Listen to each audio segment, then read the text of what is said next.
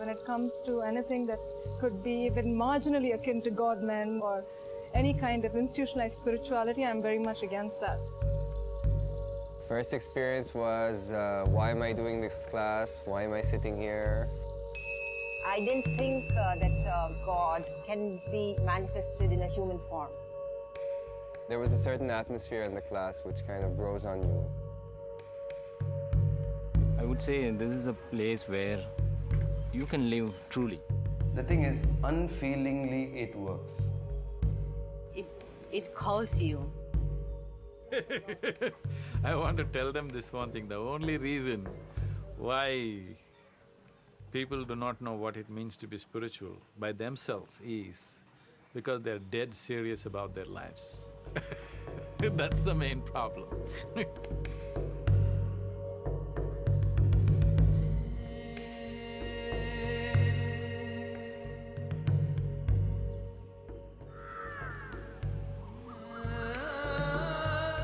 Western Ghats are among the oldest mountains on the planet. Apart from that, these mountains are of tremendous significance to us because this is a mountain that so many siddhas and sages and yogis chose to live in for a long time, and they still do. And above all for us, this is a mountain that my guru chose to walk upon and also chose to leave his body in this mountain, so it's like a temple to us.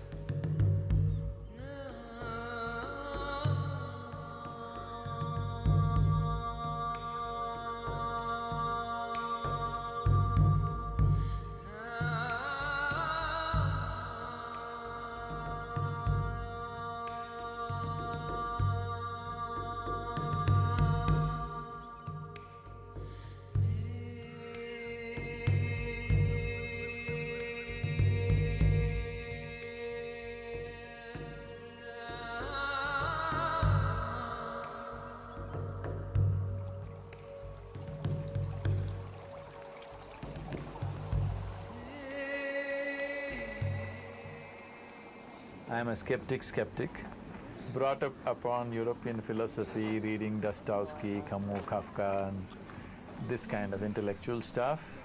And being 60s, very much influenced by the Beatles and the rest of the thing. That is my spirituality. Yeah, this is today. Yesterday night. Today is Azad Guru? Yesterday night. Yesterday? Night. Oh. So, spirituality and me are simply impossible to meet, even when I'm just 5 years of age. If my family sometimes go to the temple, I have questions. If they cannot answer the questions, I won't enter the temple. They never got to answer my questions and I never entered these temples. So this is the kind of person I am. So there's no question of spirituality in my life. But this just exploded upon me.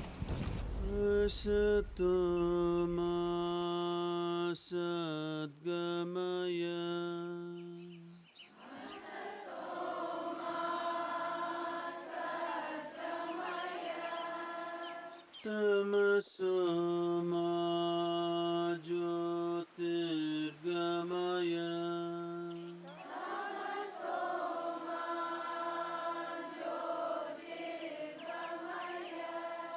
Mrityurmamritangamaya.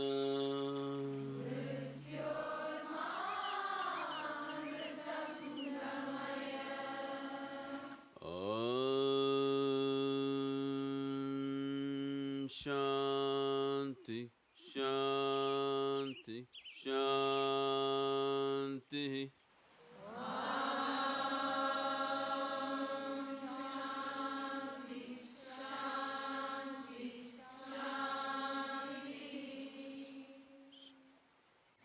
Sadhguru, tell us a little more about the Shambhavi Mahamudra.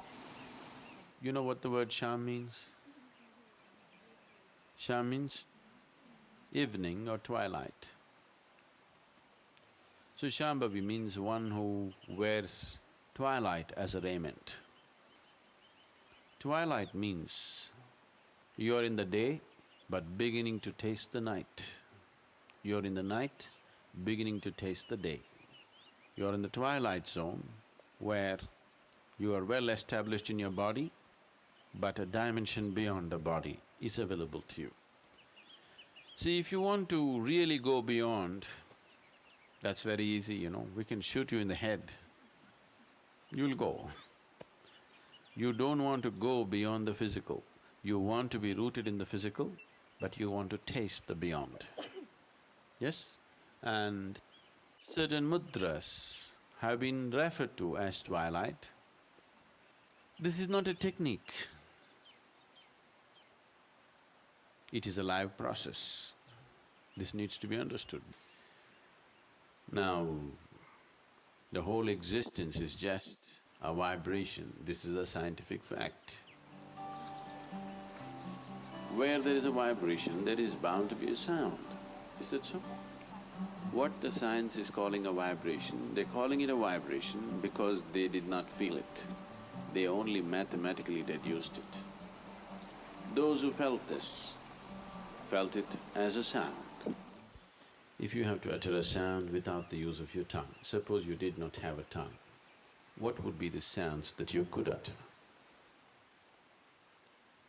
What are the sounds you can utter without using your tongue? Cannot imagine yourself without a tongue. You're pressing the tongue, isn't it?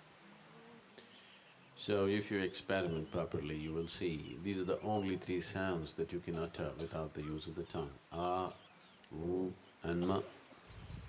So these three sounds are known as the universal sounds, or the basic sounds in the existence.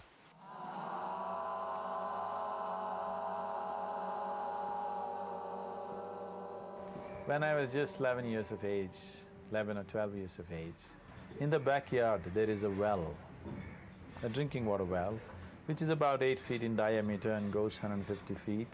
Summertime is when we go, so normally water is about 60–70 feet below the ground level. So one of the sport for the boys is to jump into this well and climb up. We are doing this on a certain day, and a man who is over 70 years of age comes, looks at us, and he goes and just jumps into the well. I thought, this is it, the old man is finished. But he came up faster than me, and I didn't like it. So I kept my pride aside and asked him, okay, how? He said, you come and do yoga. So I followed him. Within a short time, this yoga became so much a part of me. Throughout the next 12–13 years, without a single day's break, this simple yoga that was taught to me by him happened, and which led to a much deeper experience later. Till it led me to that experience, I had no idea that I was doing a spiritual process. So, after I finished my university and I was into business and I was doing very well for myself, at such a time, on a particular day, I went up a small hill which was near the place where I grew up. In the middle of the afternoon, around 3 o'clock, I went and sat there on a rock, and my eyes were still open. I didn't even close my eyes. Till that moment, I always thought this is me, as everybody thinks. But suddenly I did not know which is me and which was not me. What was me was all over the place. The more I talk about it, the more insane it will sound to people, because it is totally illogical. Because always this is me, and now what was me was everywhere. What is me has exploded all over the place. I thought this experience lasted for 5–10 minutes, but when I came back to my normal senses, about 4.5 hours had passed. The only thing that my mind could tell me was, maybe I'm losing my balance. This started happening to me, and once I just sat down, and in my experience it felt like 15–20 minutes, but actually I sat down for 13 full days.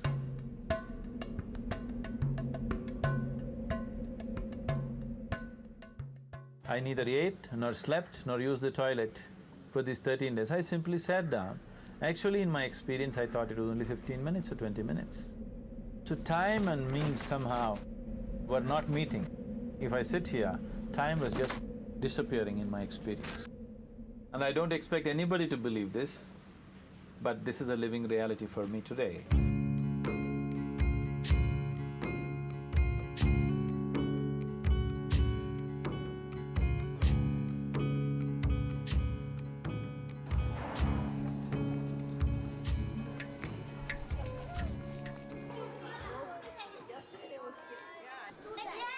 Every human being has a natural desire to learn. It's really a school's job not to get in the way of that. So here, it's find out what sets the child on fire, nurture that, blow on the flame, and let it ignite. So I'm more excited about what we do not do here than what we do here.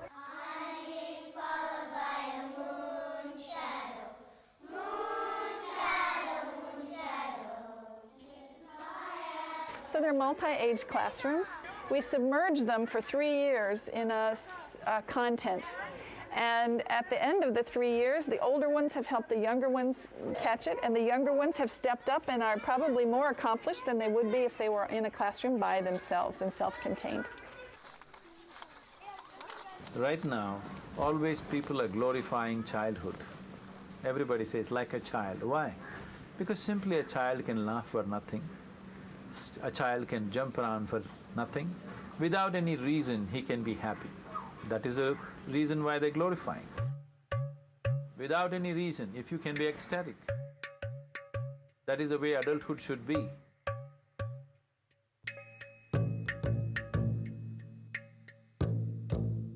And when I saw this is the way it can be and it's possible for everybody, naturally I wanted to share it with people.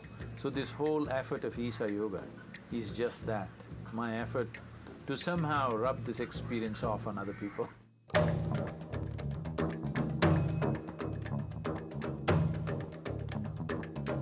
The love you feel here is incredible, and a sense of how small you are in this whole system. Because when you're out there, you think your life is like, you know, this biggest project in the cosmos. That's the sense that you have.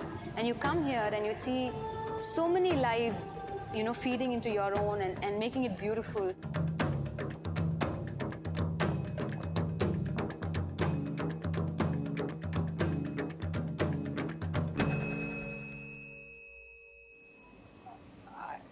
Some major significant experience that transcends everything, that didn't happen to me this weekend. But would I come back? I don't know yet. Possibly, because I think he's very practical. And spending an evening with him could probably, you know, fix your head if you're just waving away from the practical more than anything. If you could create a world full of people who are in perfect harmony with themselves, outside what they do wouldn't matter to me. If they're in harmony with themselves, I trust the life in them, that it will do the right things. Creating these harmonious beings is my work. 70% of the population of India is in the rural side only, but they are not getting the medical facility. So this mobile hospital is serving to the rural people. So I decided to be in the rural mobile hospital, and I want to be with Isha. So I am in this. These people, this woman and old people, if they want to see the doctor, means they have to travel 5-6 kilometers from the village, and the bus facility is also very much reduced in the villages, in the rural villages.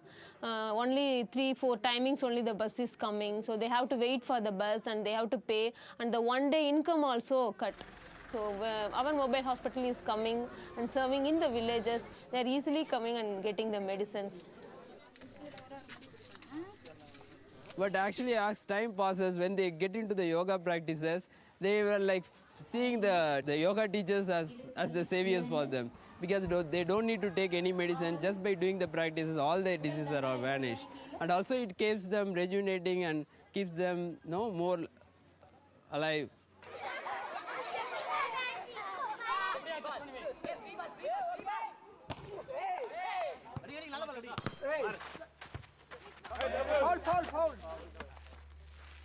If you cultivate a garden well and maintain it, flowers will naturally bloom, you can't help it. It's bound to happen. So if you ask me what's my dream, I would say if you walk down a street, if I can meet, like you meet vegetable vendors in India, anywhere and everywhere, I would like to see enlightened beings on the street on a daily basis.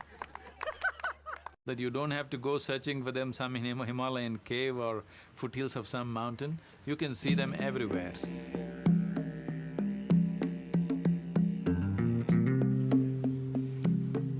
If we create a large mass of harmonious human beings, naturally, hundreds and thousands of enlightened beings would pop up out of that.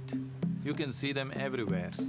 When that happens, it will be in perfect harmony, because when a human being is harmonious, there will be no compulsive actions in him. I used to smoke about 90 cigarettes a day, right? That came down to, at one point, 2, right? And apart from that, everyone said that I seemed to be a lot younger, was one of the key things that they kept saying. Roll camera. And action. At the moment, I'm preparing for a feature. Everything that can go wrong is going wrong. Along with it, I have just finished my board exams, which is my son's board exams. I think this is where Isha helps me a lot. It's managed to, I don't think my productivity is going down, it's going up. Because I'm doing 3 things, 4 things, and if someone told me 5 years ago that I would be able to deal with it like this, I don't think so. I wouldn't be able to catch sleep, I wouldn't be able to sleep. I sleep well.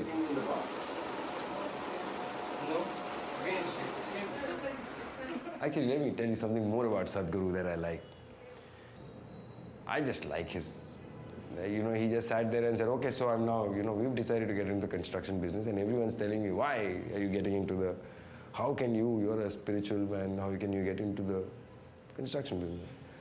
And then he went on to say that, listen, I have medical facilities for so many villages, I need money. And he says, so I've decided to get in the construction business. And the person then said that, but isn't that what you're not? So he says, it's not that Swamis, yogis and sadhus are not good businessmen. It's just that in the past they looked after the material, the spiritual needs of the material society, and the society looked after their material needs. I mean, kind of looked at it. So each kind of, he says, now it seems like, it's not going to be possible. So we're going to get into construction. He says, I suspect we might make better businessmen anyway.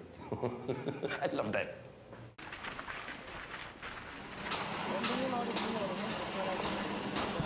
See, architecture is just a play of geometry. Right now, all the buildings here, it is not standing because of the strength of its material.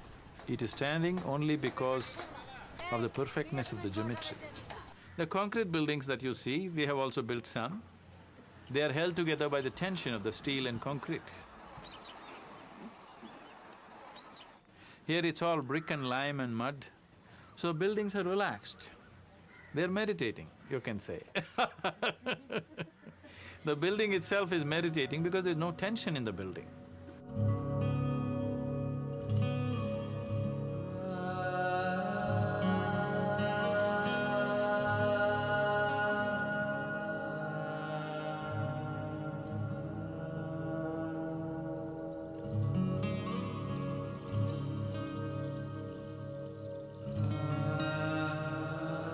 See, the uniqueness of the dome is, there is no cement in it, no steel, no concrete. It's only brick and lime and mud. One way of looking at it is, all the bricks are trying to fall down at the same time, so they can never fall down. It's like all 5 of you try to get into this door, nobody will get in unless one of you have little courtesy and you step back, then they'll all get in. If all of you keep pushing, you'll never get in. But the bricks have no courtesy. I have trust in that. Nobody has enough courtesy for any of them to step back. They'll all keep pushing. As long as they're pushing, they are in place. And they'll be pushing as long as the planet is on.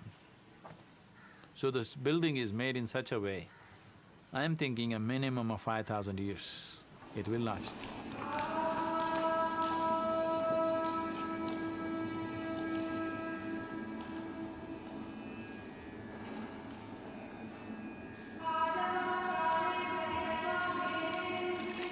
The most dense substance on the planet is mercury.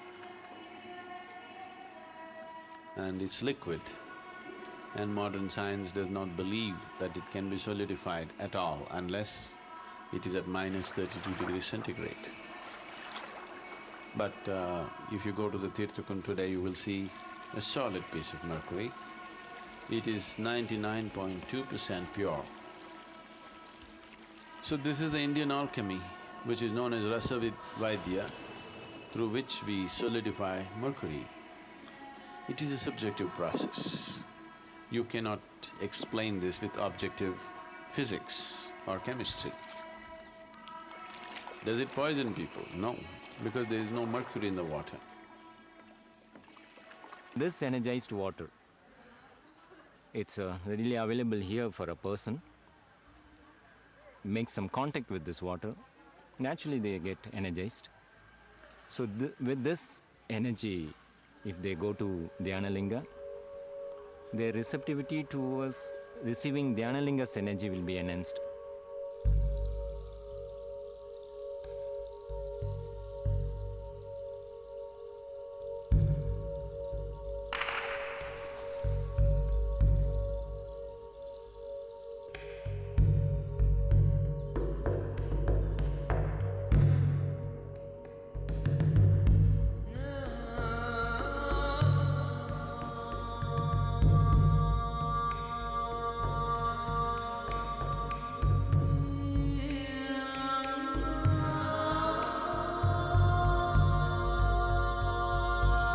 The word linga literally means the form. Why we are calling it the form is, when unmanifest energy begins to manifest itself, the first form that it takes is that of an ellipsoid. We know this from our experience. If you raise your energies to a certain pitch or beyond a certain pitch where it moves towards a point of dissolution, then the final form that this one takes is also that of an ellipsoid. So the first form is ellipsoid and the final form is ellipsoid. So linga is seen as a doorway to the beyond. We're using this particular shape to house different types of energies which will reverberate for a long time. To me, it is one of the most powerful places I've ever visited in my life. This form transforms beyond space and time. So it was such a unique experience to me, and even now it doesn't matter whether I sit in the US or sit anywhere else. If I have that kind of intensity, I could always experience it. But still, I would love to sit in the temple because this place and the ashram has such kind of energy and intensity about the whole thing. It's so subtle, you may miss it, but it shakes you completely from inside, which you may not even know for a few years.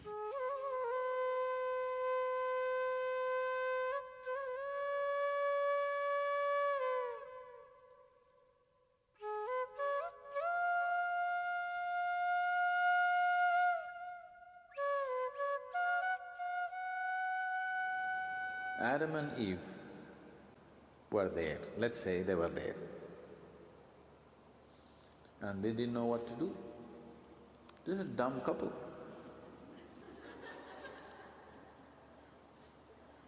Now the snake came, somehow worked on the Eve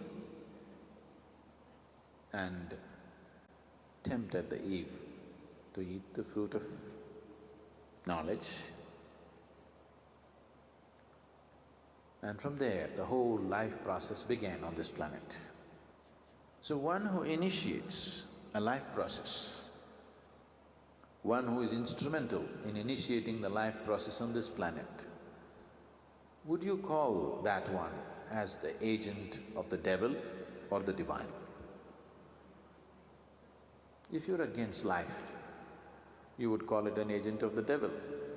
If you're for life, you would call it an agent of divine, isn't it? I think it's only the priests and the pandits of the planet who label the snake as the agent of devil. Somebody could not accept the simple biological process of your body, so they went about describing one who initiated this process as an agent of the devil. So even there, it doesn't make sense. Jesus said the kingdom of God is within you. Yes? If it's within you, what world thinks about you, what thing you think about yourself doesn't mean a damn thing, isn't it? How you are is all there is. Whether it's accessible to you or not simply depends on how open you are, how unprejudiced you are, how pleasant you have become within yourself. That's all. If the kingdom of God is within you and you missed it, that's a tragedy, isn't it so? So the whole effort of everything that we do here is just to avoid the tragedy.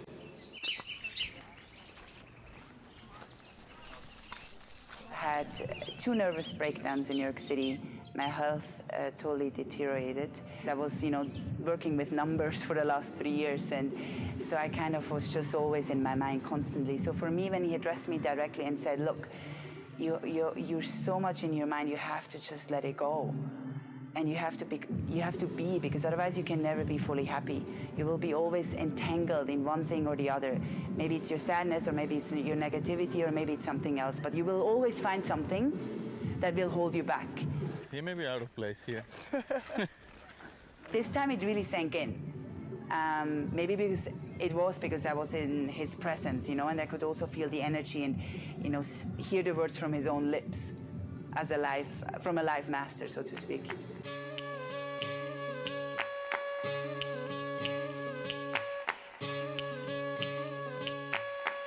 I was an actress. I used to work as an actress, so I started working with my body, with my feelings, with my inner core, no?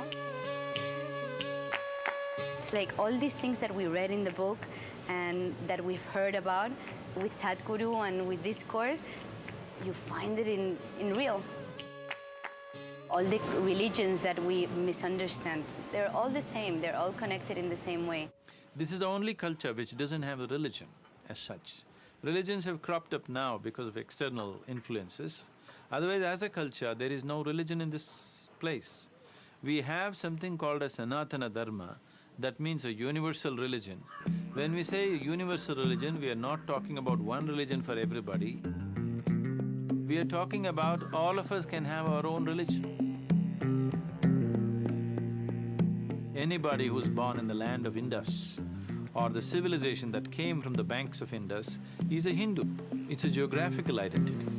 So, you can worship a man and be a Hindu. You can worship a woman and be a Hindu. You can worship a cow and be a Hindu. You can worship a snake and be a Hindu. And you can worship nothing and still be a Hindu.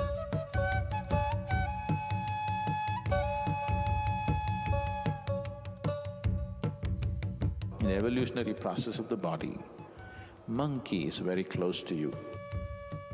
In the evolutionary process of the soul, a cow and a snake are very close to you. It is because of this they told you that you should not kill a cow or a snake. In the yogic culture, snake is seen or represents the unmanifest energy within you. This is known as the Kundalini.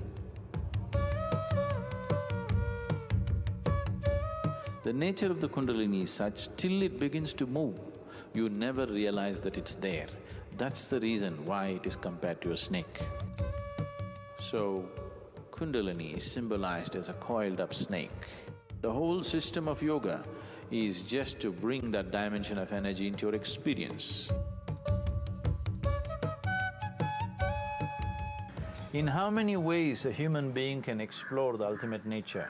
The nature that is beyond the physical nature has been explored so extensively in this culture.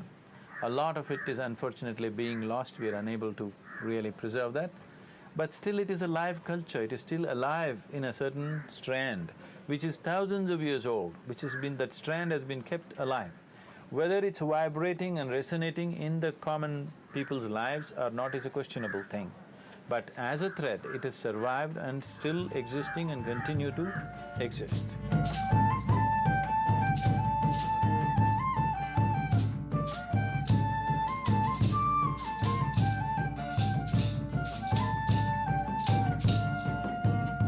was a chemical engineer. I studied in IIT Madras. Okay, I went into research and development in chemical engineering. Out of curiosity, I came in, but then once I went there, it was just too much sense to ignore. I did my program in 2000. Okay, when I came here, it was 2003. That is when I moved into the ashram. 3 years, it took time for me to, not that I consciously thought I have to go there and stay or anything like that. But I knew this was on the cards somewhere in the back of my mind. But I never talked about it even to my wife at that time. It just happened, and by around 2003, she was more into volunteering than I was into. And I thought this way of life made much more sense. You play only the interlude.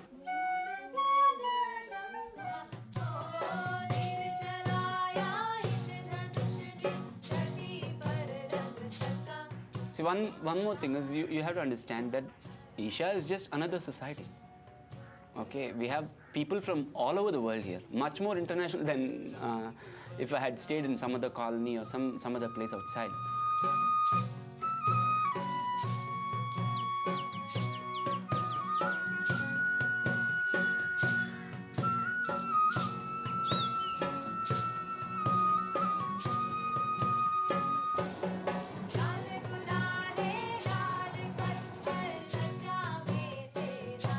See, if a spiritual process has to take shape in any culture, it is only after the material needs are taken care of in a human being that people will seek something beyond. Today, because of technological advances, we have enough resource on this planet for all of us to live well. The leadership on the planet, political, economic, military or whatever kind, people who impact millions of people's lives. First and foremost thing is all of them should become meditative. If these people who are in positions of power and responsibility, if they experience this world as a more inclusive part of themselves, I'm sure there will be a solution for every problem that we face. God loves you. As I told him, where you are, only God can love you.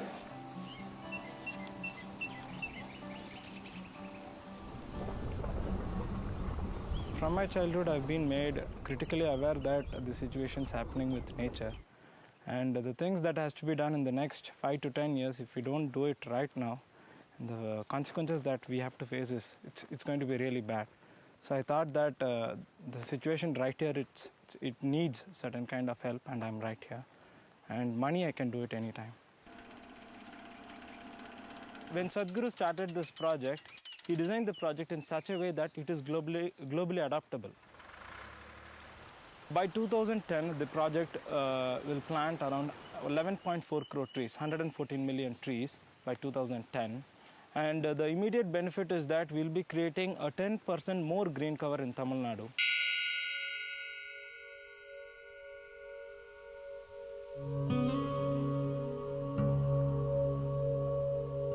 So, yoga is not a particular philosophy or an ideology or a belief system.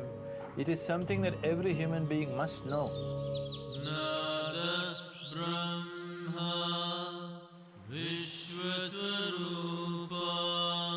When we utter the word yoga, people may be thinking of impossible physical postures. No, that is only the physicality of yoga. That is one of the things that one may do to condition and prepare his body for higher possibilities. The word yoga literally means union. Union between what and what? What needs to be united here? According to modern science, we know today that the whole existence is happening and reverberating as one energy. So it's already in union, nothing is in any kind of discord. So the discord is only in human perception, that in human perception, you and me have become separate. So if you raise your perception to your point where you see the world as it is, you see the existence the way it is, as one, then you are in yoga.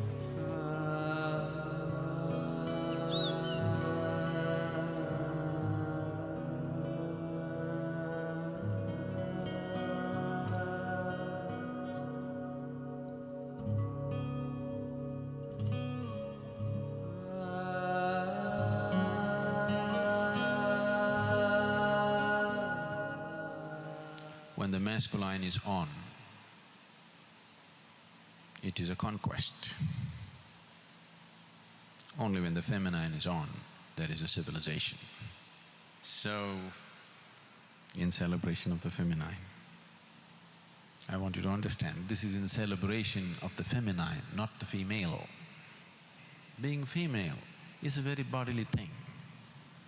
Being feminine is not of the body, it's much more than that. One who sees life as an achievement, one who sees life as a conquest, he or she will not know the feminine. The masculine part of the mind is intellect. Intellect is like a scalpel. It's a knife with which you can cut everything and look. By cutting you open, we can find your liver, kidney, heart, whatever, but the most essential ingredient will be gone, life, isn't it? So this is the nature of logic. Logic is capable of grasping the mechanics of life, but never the life. That is the curse of being masculine. Everything he knows. When I say he, don't think of that man, poor man. He may not be so masculine. But intellect cannot look at anything without dissecting, because that's the nature of the intellect, it splits everything up. So what we are looking at as feminine is generally, when it comes to the mind, is referred as the intuitive. Suppose I ask you, 2010, 1st September, what day is it? What will you do now? I want a quick answer. Calculate. Have you noticed this with autistic children have this kind of intuitive capabilities? He has very serious comprehension problems and his learning ability is very low, and he has serious behavioral problems too. But you ask him about these days and dates, he won't even give you a second's break. He'll just tell you, if you want to use all the computers in the world and calculate, he'll never be wrong. This is also a calculation, but not going through the necessary steps. So many yogis, like Bhrigu, chose the feminine way because they did not want to go through all the steps. They want to just jump. This jumping is feminine quality. So we want to look at feminine in its utmost purity, bring that out and experience that. For this you need not actually be a woman. It is not a compulsive must that one must be a woman to know the feminine in its highest possibility. A man can also know it. But 3 days wouldn't be enough, we would need a much longer program. That's why we asked only women to be here. We will do something very simple. I want you to begin to feel your way through this, because that's the nature of the feminine. Not thinking your way through something, feeling your way through something. What we will do is, you take a partner, take somebody that you met only today. Sit facing each other. Just the contact that you have with your partner's hand, just be with that, the left ring finger. Keep your eyes closed and just be with that sensation and that contact. Riga pari sani pari, riga pari sani pasa, riga pari sani pari, riga pari sani pasa.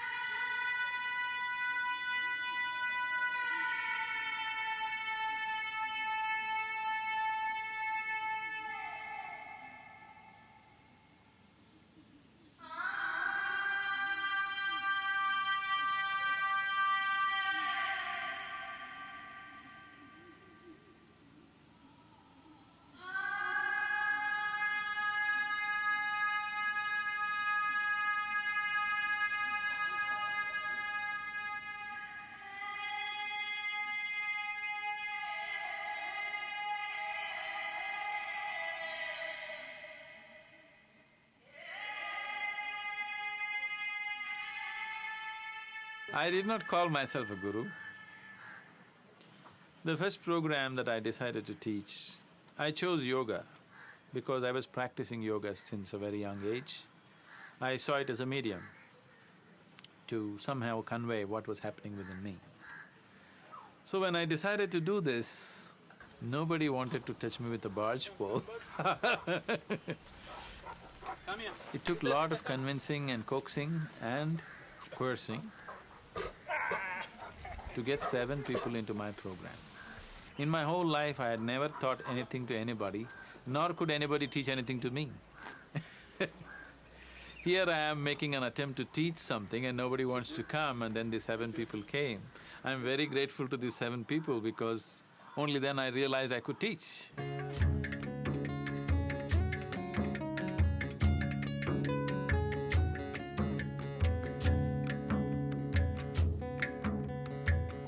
People may be looking at a guru as somebody who just blesses them and tells them to smile, tells them to live well. These advices your parents have given, your grandparents have given, gurus also do the same thing. Anyway, it doesn't work for you, isn't it? Isn't it so? So, a guru is not somebody who has got a bunch of advice for you. Guru is somebody who's got a method for you, who's got a way with which if you work, you can transform yourself. So when I'm offering these methods, as a method, not as a belief system, not as a philosophy, it takes a keen mind and an unprejudiced mind. Even if it's not unprejudiced, we will beat it out of all prejudice. That is the whole program. The program is structured in such a way, it gets you out of all prejudices so that you become receptive to the possibility.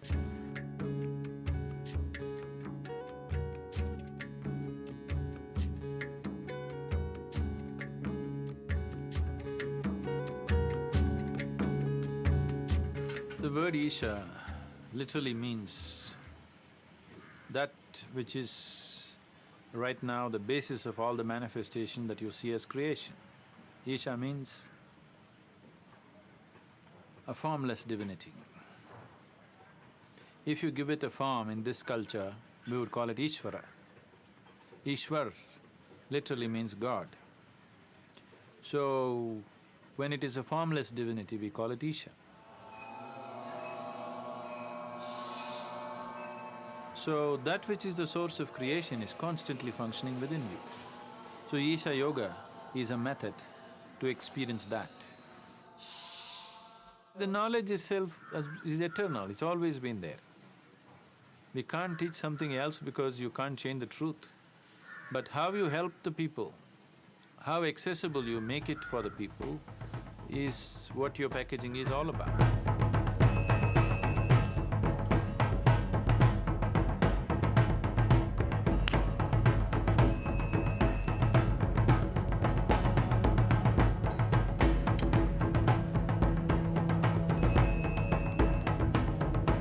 Millions of people have gone through these programs now. This process will function effectively for a minimum of 700 to 800 years. The integrity of the teaching itself will last that long.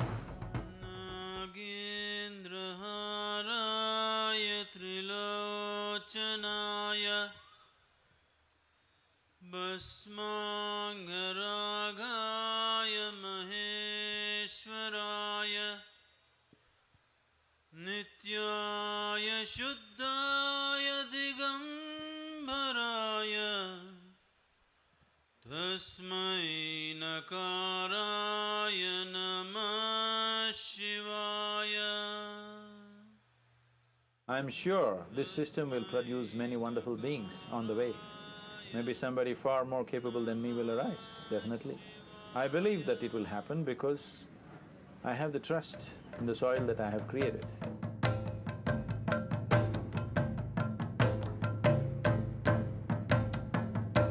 I am already totally stoned, so there's no room for any more drug.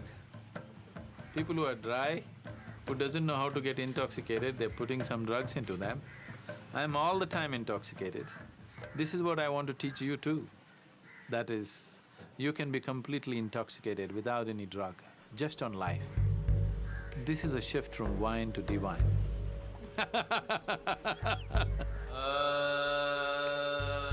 Namah Shivaya.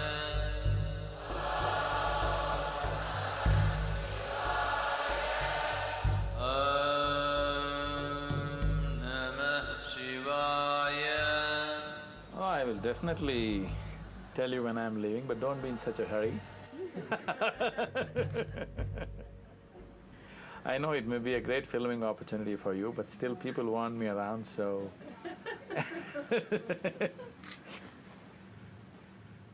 when I decide, I'll let you know. I have not made up my mind. Approximately I have, but not absolutely.